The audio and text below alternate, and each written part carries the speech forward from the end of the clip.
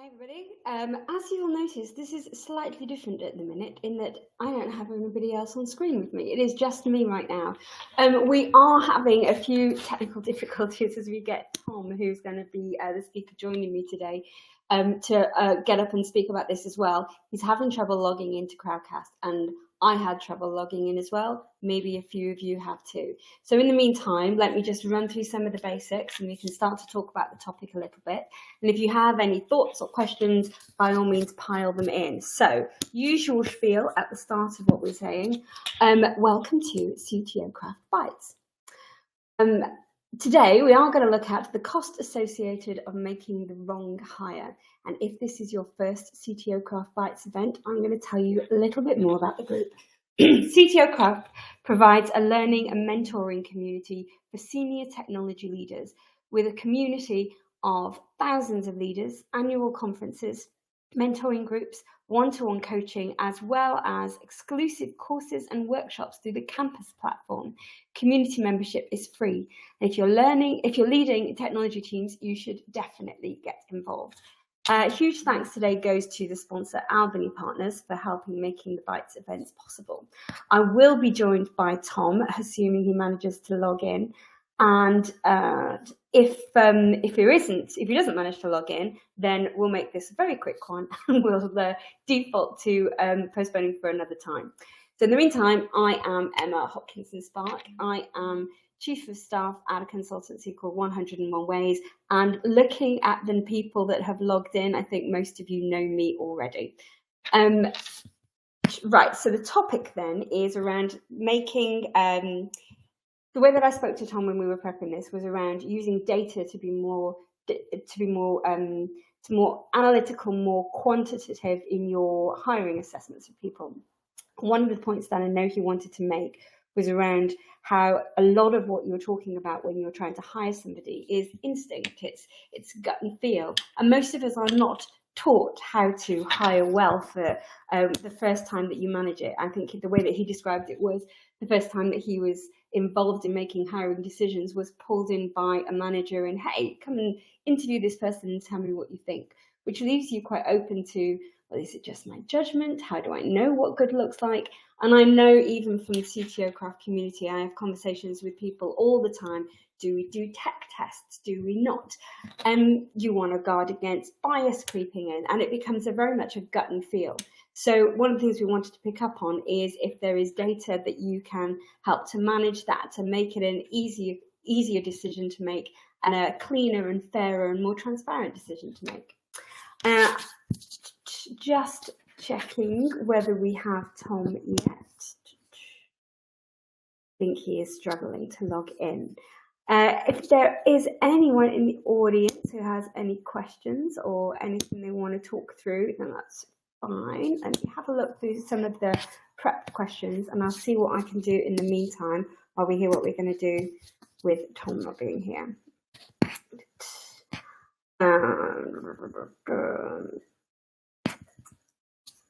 Just looking at Tom's points, bear with me. I could always do a David Brent and go get the guitar and we could tell it that way if you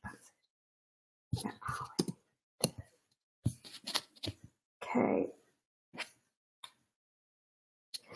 Let me tell you a bit about then the way that we do poetry. If only I could like flow it on the cuff. I could do that totally. Let me see if I can think of any rhyming stuff as we go through.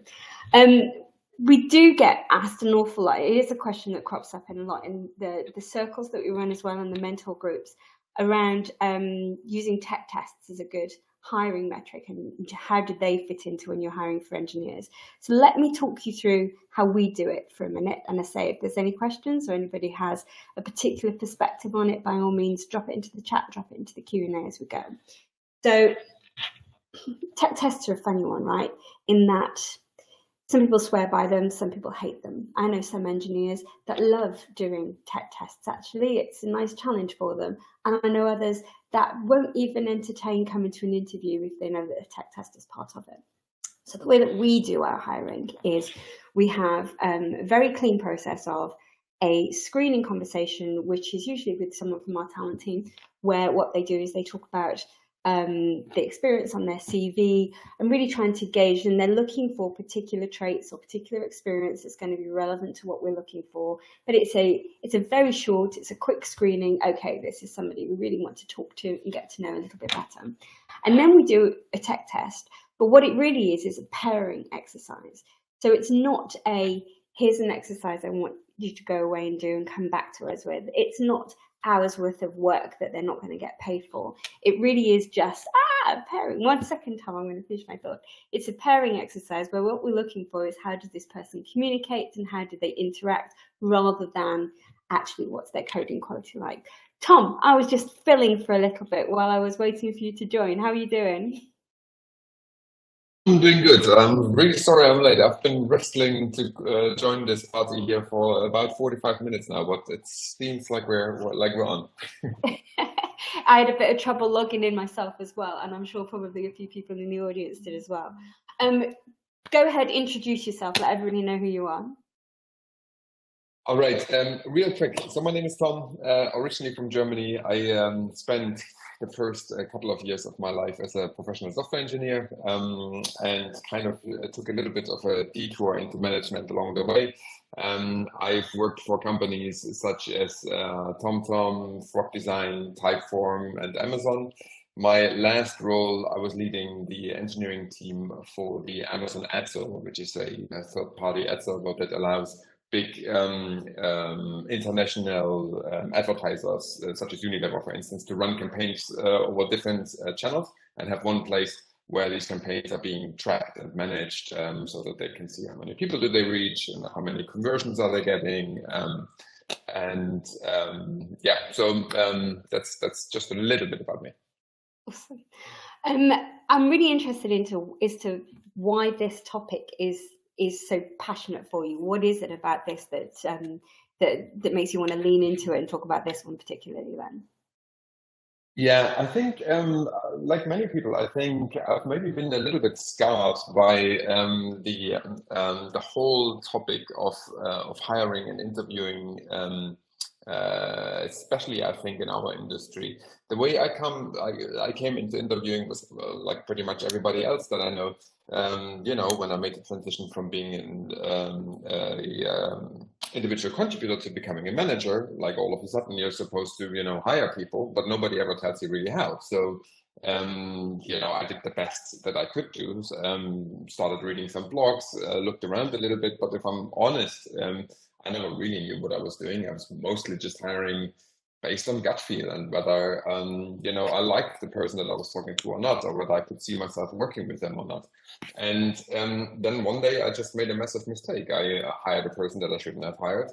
And it cost me dearly. It took me about half a year to come to terms with that mistake and to address that mistake. And first and foremost, I think it was very painful for the candidate because clearly they were a wrong hire, but we tried to fix it with coaching or with just a lot of attention. And I can imagine it was a very painful experience that they went through. And it was also very painful for the team and people around me, because of course I was also leaning on them, trying to fit that person into the company. And it was also, there's a massive opportunity cost for myself. Like I spent so much time trying to fix something that was a mistake that could have just been avoided. And that set me off on this journey, trying to understand how can we make better hiring decisions? How can we avoid these mistakes in the first place? And as I, started talking to people, I realized, I'm not the only one. It's pretty much across the industry.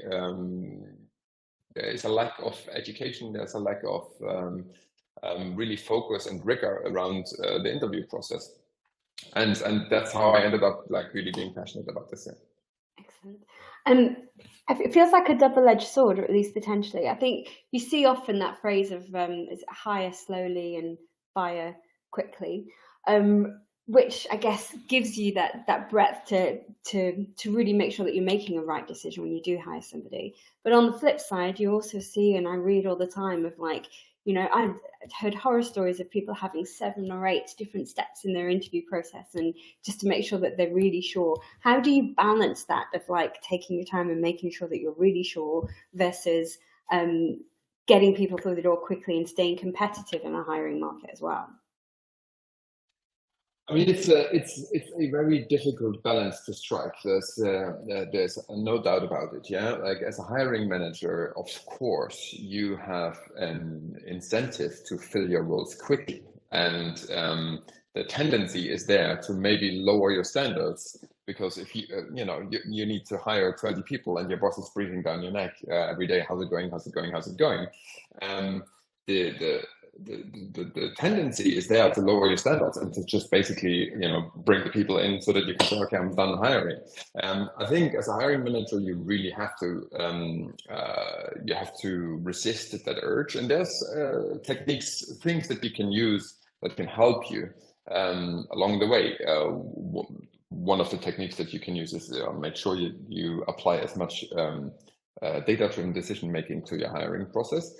One thing that I also always recommend is bring in an interviewer from different parts of the company, like somebody who's, you maybe know in the company, but who's maybe not part of your team, reporting in a different line, as an independent opinion, like somebody who speaks to the candidate, who doesn't necessarily have the incentive to bring a person in, who maybe has the incentive to keep the bar high,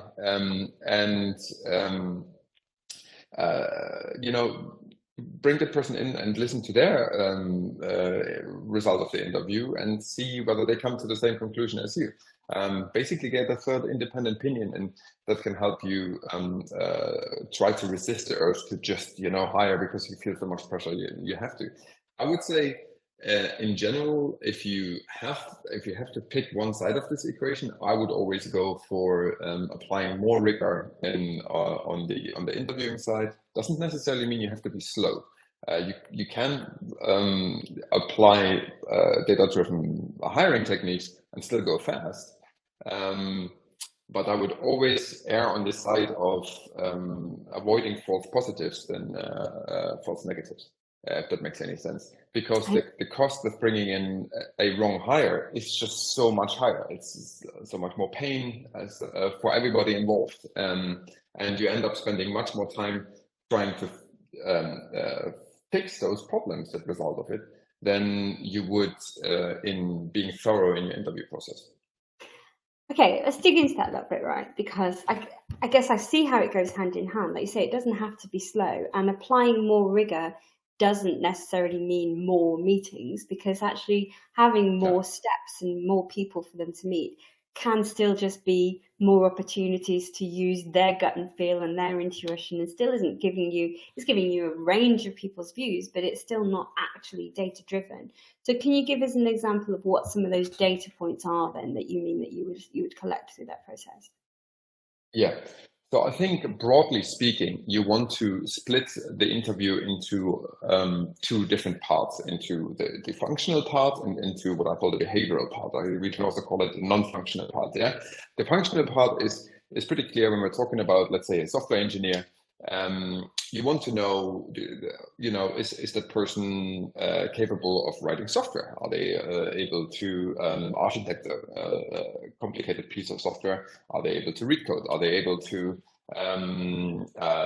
work with colleagues, take a problem apart into its smaller bits? Are they able to decompose? Do they have the right experience? If you're looking for something very specific, like let's say, I don't know, you need somebody who has experience with a certain set of algorithms, you can structure a problem around there. The important bit, I think, on the functional side is you need to be clear about what it is that you expect, and I think you should write this down. And then you use the time that you have during the interview to generate data around these things. And you say, all right, if I'm asking this question, this is roughly the answer that I expect. And you can do things like coding challenges. On the functional side, it's also always a nice thing if you can find a problem that you can scale. You start with something very simple, FizzBuzz, for instance, yeah. and you can stretch it into something that could become much more complicated. So you can see how can a candidate scale across the stack from something that's small to something that's very big. That's on the functional side. I think, from my perspective, at least, the more important thing and the harder thing to establish is on the behavioral side, is looking at what makes people in your company successful. What are the behaviors that make people successful, and search for these behaviors in candidates. The technique is behavioral interviewing. Basically, what you do, again, you define what good looks like. You say, okay, this is a certain behavior that I'm looking for. And you ask a candidate to give you an example of a past experience that they had. And you try to understand how did they behave, why did they behave the way they did. And you, again, compare that with your criteria. So to give you an example, let's say the behavior that you want to do is, or that you're seeking in people is when they're faced with a problem, they're trying to include their teammates first before they try to just like solve it by themselves. Yeah, this is a very simplified thing that you could use as an example, but let's say that's the behavior that makes people successful in your company. So instead of just going ahead and trying to solve it by themselves, and cost it what it will, you want somebody who reaches out for to their teammates first. Now, in an interview, you could say, all right, tell me about a past situation where you were faced with a very difficult problem. Tell me about that problem. How did you address that problem? What did you do to solve it? And you start developing the context, and you start trying to understand the person in that situation and how they behaved, and you compare that to your definition of good, to your definition of, okay, what are the behaviors that I expect? And through those behavioral techniques, you can get a good idea of whether a candidate is going to be successful in a company or not. And I think this is one way of how you can use data points to at least try to address the cultural fit, the thing that is quite often just a gut feel, but it doesn't have to be.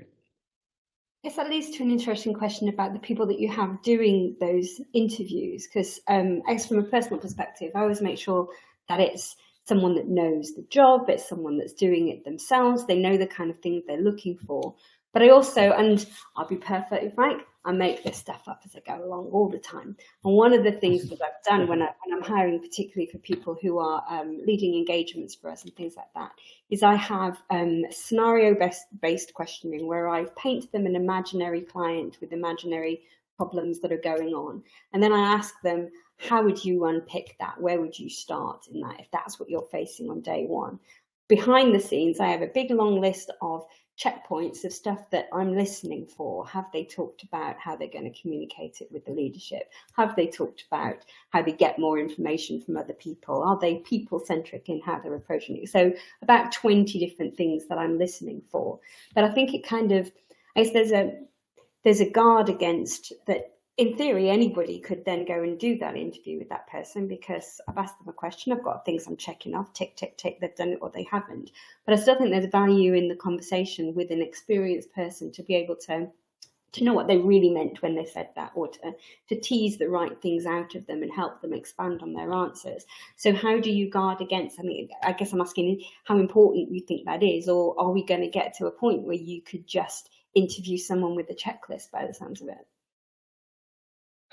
So I think you need to be a little bit careful with the checklist because mostly the danger there is that it becomes a box ticking exercise.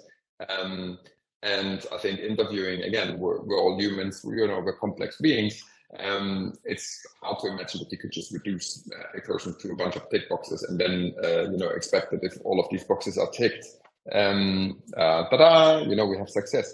Yet I think there's a couple of aspects of what you mentioned here are actually interesting and are important techniques. So one thing that you mentioned is first of all, you've written down your criteria up front. I think that's super important.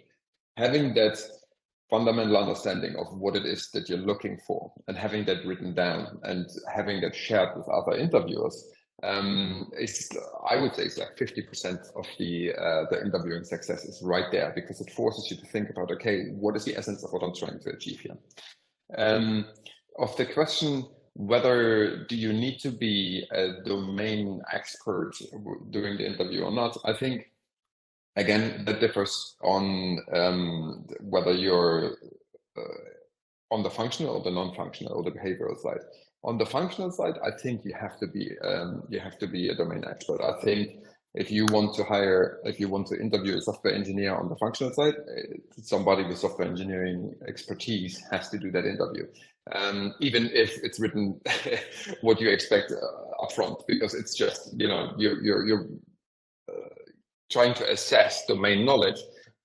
So you need a domain expert. On the behavioral side, I think it helps if you have experience in the role that you're interviewing for. But I've done behavioral interviews for roles where I have no personal background in.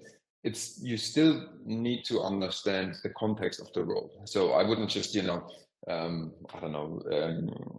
go into an accountant interview and just, with a checklist and not understand, okay, what's the context of the company? What are they really looking for? Who are like comparable people? And roughly how does the role fit into the organization? So you still need that context, but you don't necessarily need to be an absolute domain expert to assess behavioral attributes. Just a prompt to everybody as well. Do remember to ask questions, share your thoughts and stuff in the chat as well. If there are specific questions you want Tom to answer, then jump onto the Q&A section. You'll see a little question mark down on the right-hand side. Then pop them in there and I will feed them in as well. There is a question there already, which I kind of want to lead to. So we talked about how you're hiring and how you go through the interview process. Now, we always have a bit of a mantra when we're hiring, in that a maybe is a no, which I think we have learned through experience. The times that we have hired when we've thought, well, maybe, and we'll give it a shot, then that has generally turned into we should have said no in the first place. And I'm sure there are lots of people that have been in that situation. I'm particularly interested in that early experience that you said you had and how long it took you to make the decision of that actually this should have been a no, or this is a bad hire. And then obviously it's bad for the experience of the person that's gone in as well. No, that it's difficult for them as it is for you. But once you have that person, you're still in a situation where you still have to make the decision. So how data driven is that, and how do you guard against that becoming a gut feel as well? And I guess, how do you carry on that theme of being data driven in that decision making of actually, no, this was a bad call, we're not gonna carry on this? So is the question like, how do I know once I've hired somebody, what does a successful hire look like? Yeah, is that the question? So we have, again, if I go back to our experience, we have really clear criteria around passing probation or not. So you're into a probation period. Yeah. And your thoughts on probation periods as well and how they work. But we have criteria of things that we want people to hit in probation, and we're monitoring all the way through as to you're hitting these things or you're not. And if you're not, why are you not? And are you able to? Is it us? Is it you? But we've learned that the hard way to be that clear on that, really. So just, interested in your thoughts about how we should do that. Yeah, so absolutely. I think you need to be crystal clear with your expectations of the candidate that's coming in. So ideally, you have written out an onboarding plan that consists of, the usual things. Okay, here's how you get the kit. Here's all the tools that you need to use, but also here's all the people that you need to talk to. And then you have a list of things that you expect the candidate to achieve. And, typically, I think between 3 to 6 months, depending on, your company, your circumstances, is the time where I think you can make a really good decision. And post-hire, for me, it just becomes, part of normal, so to speak, performance management.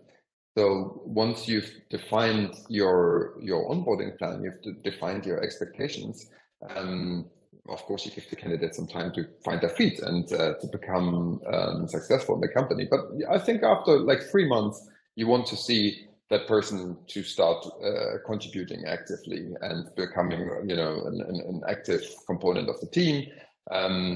And if that's not happening, I think after 3 months, alarm bells should go off, and you really need to think about, okay, what is happening here?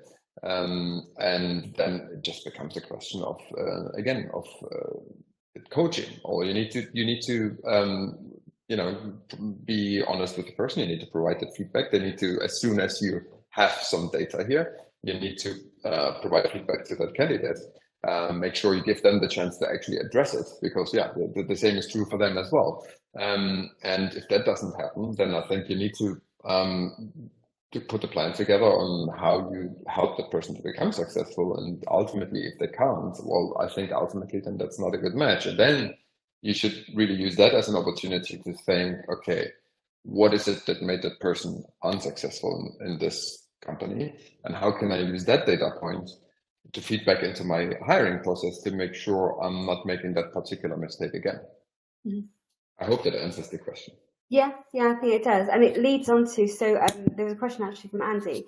So when we were talking about, obviously, the title of this, and it was about the cost associated with making that wrong hire. And the question that Andy put out there is, are there any ways to kind of hedge against those financial losses and hedge your bets against any of that? Or maybe protect yourself from some of the cost implications of that bad hire?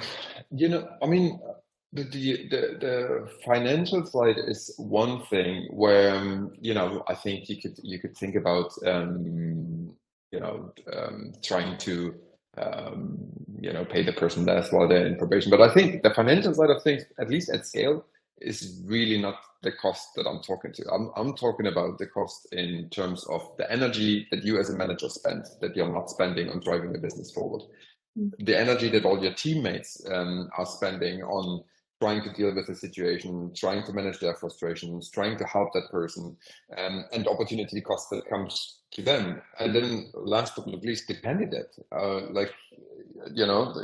The person will feel, oh, okay, there's pressure here. Like all of a sudden I'm starting this new job and things are not going well. Oh my God, this is hard to deal with. So I'm more concerned about the kind of like the human cost. And the opportunity cost, like all of that energy that could be spent in bringing a business forward. You spend on trying to maybe fix a mistake that you made.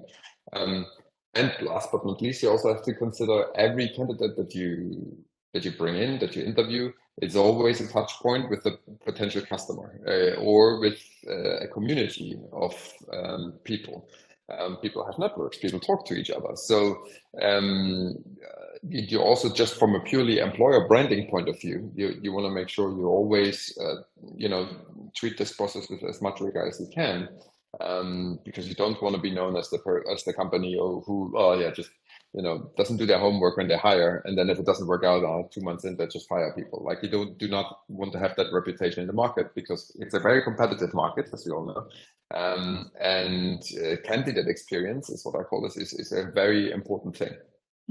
And the cultural damage as well. I think you touched on there around, the reputational and how people talk. But every person you add to your organization changes your culture in one way or another. And if it's the wrong kind of ad, then that takes a long time to start to kind of swamp that again with positivity, shall we say. And even just somebody... Absolutely, very much so. Yeah, the stability of people coming and going is always going to damage your culture as well. Absolutely. Okay, got another question here. This one's a bit longer, so I'm going to read this one. Going back to the actual hiring process. So when I first, when I was stalling for you, one of the things that I was talking to people about is how we do hiring, which is quick screening, a technical test, which is not a go away and do a load of code and come back to me. So it's not a big overhead. Primarily, it's a pairing exercise where I put them with an engineer and they spend a lot of time working on a problem together. And what I'm really looking for is how they communicate and how they problem solve and how they approach the thing. And then we have like a behavioral interview. We call it a WOW, a ways of working, which is more about what they're going to add to our organization, what kind of teams they would suit. By that time, I assume that their technical skills are great. So I've got a question here that says, I'm against a long hiring process and take-home coding challenges. The only coding part I would agree on is system design. Walk through how the candidate would do this part and see their thinking, which is kind of the pairing exercise I say that we do. So what do you think about a trial week or 2 fully paid weeks for someone that's shortlisted, and shortening the hiring process that way and giving that trial period. What do you think of that? Absolutely. I think that totally can make sense. It's very difficult in reality to make this work with candidates. A lot of candidates that I've come across, at least, don't necessarily have that week or two to spend. Yeah, they're talking to 4, 5, 6 companies at the same time. And even though I believe it's the most thorough way to really understand how a candidate works and also give the candidates a chance to get to know you as the company, making this work is really, really hard. But I think it doesn't, I'm also like against long hiring processes. I think from, phone screen till decision, 2 weeks is absolutely doable in any company of any size. The way I typically structure, or I like to structure the interview loop is I like to do a 1-hour phone screen where I do a very high level technical assessment and also a very high level, very quick behavioral assessment. So you split it in half an hour, you do a little coding challenge. And the other half an hour, you do a behavioral interview to take like two behaviors that you want to probe for. I always advise to use your most experienced people to do the initial phone screen, because the phone screen is actually the hardest. Because those are the highest, highest amount of judgment needs to be applied during those interviews, because you only have 1 hour, and if it's a no at that stage, it's a no. I always think you should get your most experienced interviewers to do the phone screen, and then depending on your specific circumstances and the size of your company, I would say between 3 to 5 interviews. I would always try to cram them into one day. It's a long day for a candidate, but it means they can take 1 day off from the job that they still might have. And after that, they're pretty much done, right? You don't want to get this thing that drags out over 4 weeks where they have an hour here and an hour there, and then it gets rescheduled again. On the topic of rescheduling, I think that's a very important thing. The most annoying thing for candidates is if they take time for you and then a day before the interview, they get an email, "Oh, sorry, I can't make this slot. Can you do it an hour later or like 3 hours earlier?" Like, you need to avoid this. Like this is really, really bad. So make sure that once you give the candidate the schedule, that's the schedule. Like if your interviewers can't make it, you got to find somebody else. And then I call this the in-house loop. I really prefer to invite people in-house, do that face-to-face if you can. If you're a remote company, it can be done over video, but I still like to do it face-to-face, and split that between functional and behavioral. Typically do 1 or 2 on the functional side, and then 3 hours on the behavioral side, and then that's really it. I think at the end, you come together, you compare notes, you make a decision. There's really no reason why this should take more than 2 weeks. Do you vary that at all depending on the seniority of the role that you're after? So would you spend more time on an exec hire versus a graduate coming in? How do you vary that across the board as well? So I think with a graduate, yes, I think you because there's much less experience there, much less background to cover. You can probably shorten this much more. Other than that, I don't think you should vary your process depending on the seniority of the candidate that you hire. I think the content changes. I think the questions that you ask a engineer who's been in the industry for 20 years are significantly different than the questions that you ask an engineer who's just come from university. But the process as such, I think, should just be, defined once, written down. All your interviewers understand what is expected. Your candidate understands what is expected. Your recruiters and recruiting coordinators understand, because then everybody, can lay out the plan, talk the candidate through it. It's clear what's happening here, and you don't need to go, is this a director role? Okay, this is what we do here, and this is a senior engineer, this is what we do here. I would just keep it simple. Okay. That leads on to a question, and you described the situation when you first, the first time you had to go hire and to be pulled into interviews. It's really clear that what you're describing is that everybody understands what we're looking for, how they approach these interviews, so that you get a consistent experience, not just for the interviewer, but for the interviewee, that, it should be a fair and consistent experience for the candidate that's approaching it as well. What kind of challenges is there in that? Because I can't imagine it's very easy to get everyone interviewing in the same way. You don't just want to give them a script and say, here, go do that. So how do you get everybody aligned on that? So I think it all starts with writing down your interviewer's guide. I think you need to write down everything from starting how the process is structured to how you conduct your interviews, what you want to get out of it. You just need to give people a thing that they can read so that they can understand. I think that's the basics. On top of that, I think you need to train your interviewers. Interviewing is like any other skill. Is a set of techniques that you can learn and that you can train and that you can become good at, yet somehow it doesn't seem to happen in the industry. But I'm a big fan of train your interviewers, using your guide, go through situations, do fake interviews, give them little tasks like writing down feedback, for instance, or figuring out what a certain behavior should look like. We play through those scenarios. Also, train time management. Yeah, there's techniques that interviewees use, like, for instance, talking the whole time. Trying to manage that situation is a skill that can be trained. And of course, shadowing and regular reviews. Yeah, so as your interviewers become more experienced, you want to pair more experienced interviewers with new interviewers, so that they can learn, they can shadow like passively in the beginning, and then you reverse it. So you have basically the newer interviewer doing the interview, the more experienced interviewer shadowing and just giving feedback at the end of the interview. And through that, I think you develop a constant exchange of knowledge around the interviewing process that basically then becomes the definition of good. This is what a successful candidate looks like, and here is what we're looking for when we're interviewing.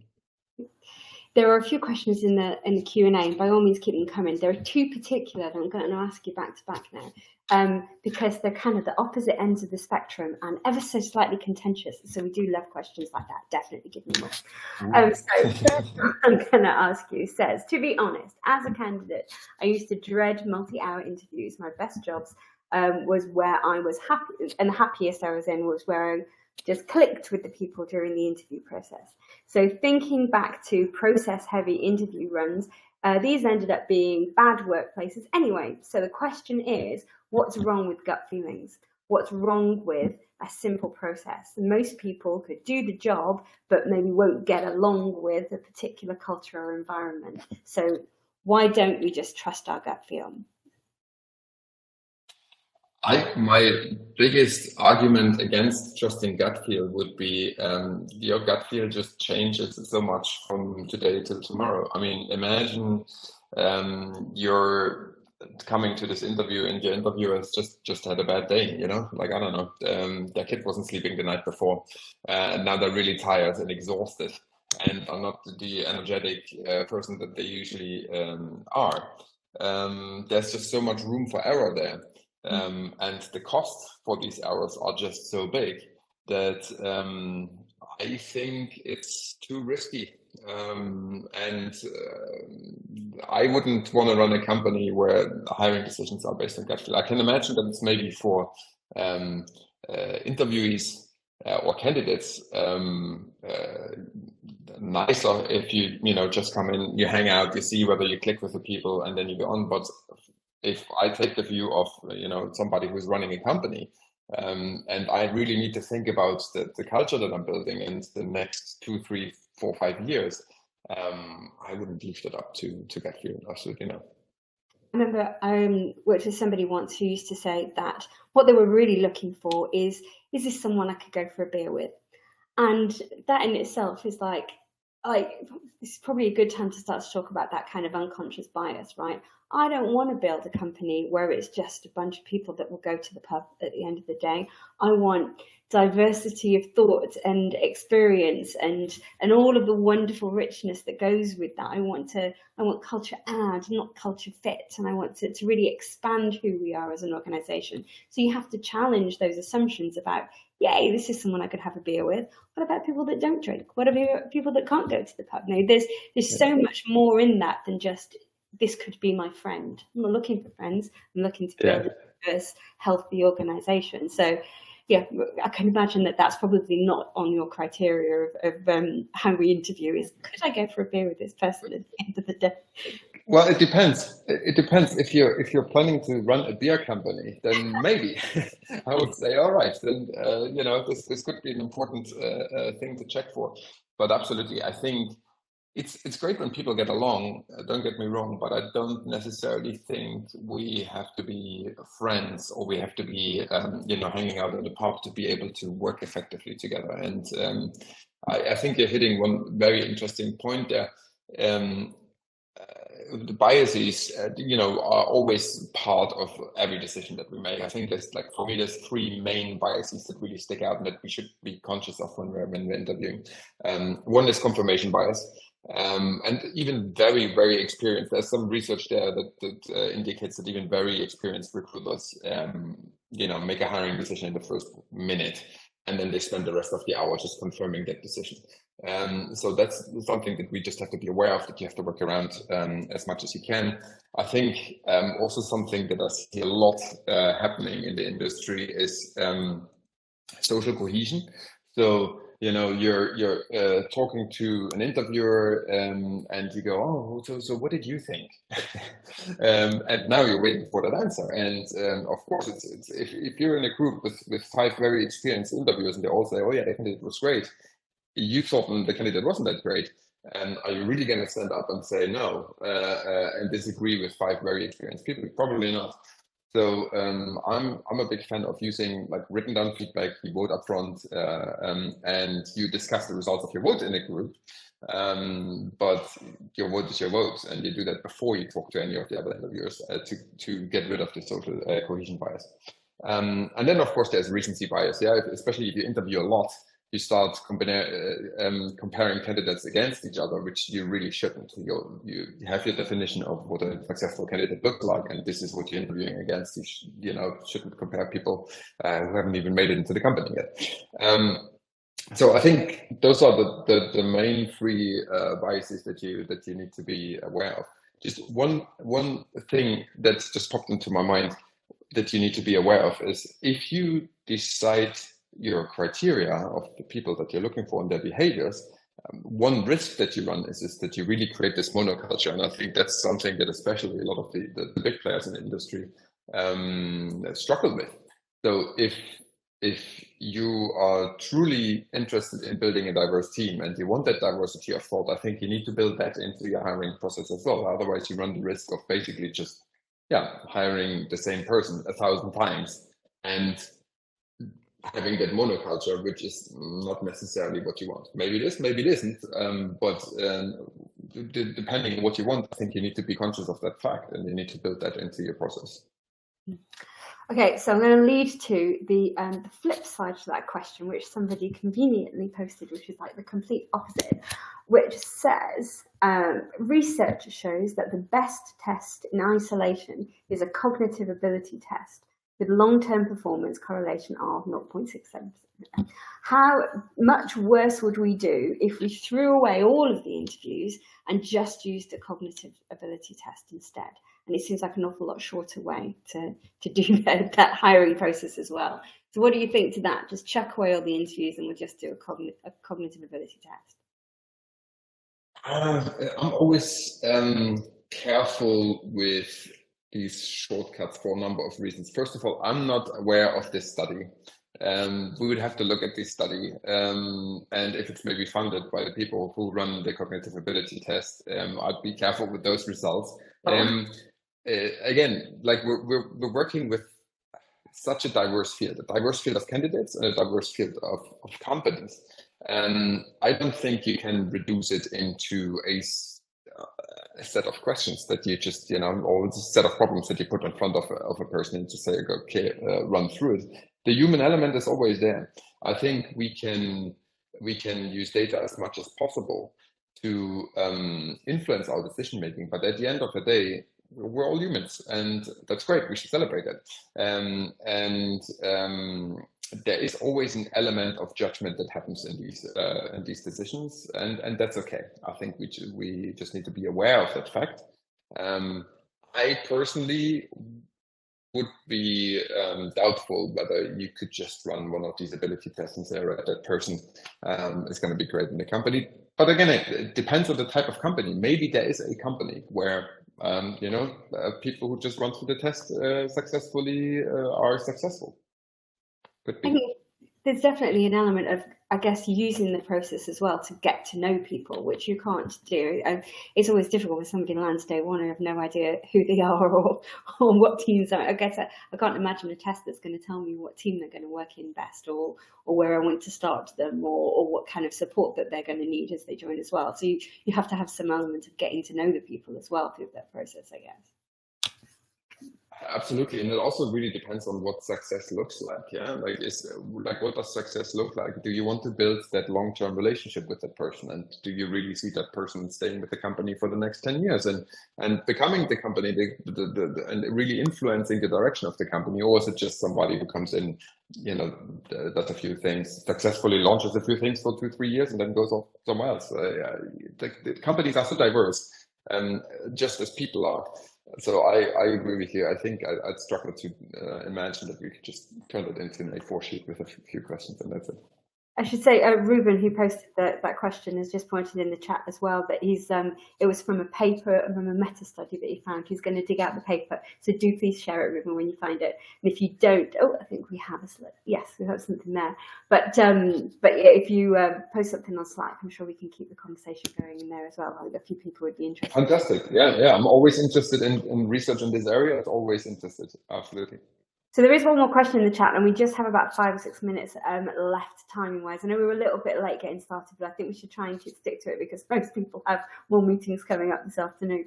So the question here is back to like how you're assessing people and the questions that you're asking them and what good looks like in their assessment criteria. So when someone comes along who hasn't been in a specific role that you're hiring for, but clearly has a lot of potential, right? And we know lots of people like that they're going to be a great person in your company, but they maybe haven't done this particular role before. How do you assess that they will be able to do that job well, considering that they're maybe answering some of those questions based on, I guess, almost gets to what they think rather than the experience of, yes, I've done this before, and et cetera, et cetera. Yeah, so how do you hire for potential rather than just pure experience? So I think the way to think about this is there's coachable things, and then there's things that are much harder to coach or to train. I think if the criteria that you're interviewing against are coachable criteria, I think it's totally fine to say, okay, I have a candidate here who has maybe worked in a different field. And I believe I have some data points here that indicate that they would be able to train relatively quickly in these particular, techniques that we're using or frameworks that we're using or whatever it is. Like those are all coachable skills. And I wouldn't be too worried if I have a candidate that I think is from the behavioral side a very strong fit, couldn't pick up those things. On the other hand, there are things, especially on the behavioral side, that I think are much harder to change. Yeah, those are things that are ingrained in our behaviors, they're ingrained in our personalities, they're part of our character. They can be changed as well, but I think this is much harder, much more difficult, and I'd be more worried on the behavioral side of things. Functional things, they can be taught mostly. Okay. So we just have a few minutes left. Is there anything else that you would like to share with people? What have we not covered that we should have? What else do you want to let people know? I think we've covered a fair amount of ground here. I think if I had to summarize it up, I think that the most important thing really that people should take away is make sure you have a definition of what you're looking for. Make sure that this is shared amongst the interviewers, and please, train your interviewers. Give them a chance to become good at what they're doing. So much pain could be avoided if you were just to do that. Excellent. Right, thank you very much, Thomas, for talking with us today. You can connect with Tom and Albany Partners after the event with links that Nick has very kindly shared in the chat over now. Thanks everybody for joining. I'm going to let you know about the next Bytes event as well that's coming up. So next Thursday on the 12th of October at 12:30, that is UK time. Was that still in BST next week? Yeah, aren't we? So there's another CTO Craft Bytes session looking at the long-term impact of AI on software teams. There is a link for that too. Do I have that? 1 second. Please hold the line. I'm going to stick it in chat now. There you go. There's the link for the next one. We have the links all sorted. Thank you very much, Tom. It was really, really interesting, and I could talk about it as well. I'm glad you managed to join us and get in the end. The recording. Thanks so much, Emma. This was fantastic. Great to meet you. I'll catch you soon. Bye, everybody. Have a good day. Take care. Bye.